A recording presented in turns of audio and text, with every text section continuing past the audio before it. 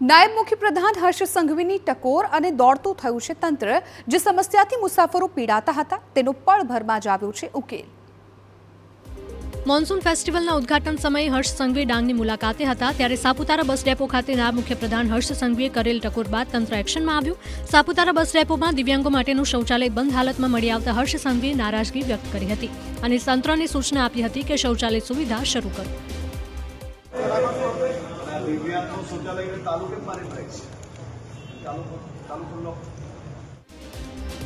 નાયબ મુખ્યપ્રધાનની ટકોર બાદ તંત્ર હરકતમાં આવ્યું અને તાત્કાલિક દિવ્યાંગો માટેના શૌચાલયની સુવિધા ફરીથી શરૂ કરી અને શૌચાલયમાં યોગ્ય સાફ સફાઈ કરાવવામાં આવી। જે બાદ સમગ્ર સ્થિતિનો રિપોર્ટ નાયબ મુખ્યપ્રધાન હર્ષ સંઘવીને અપાયો।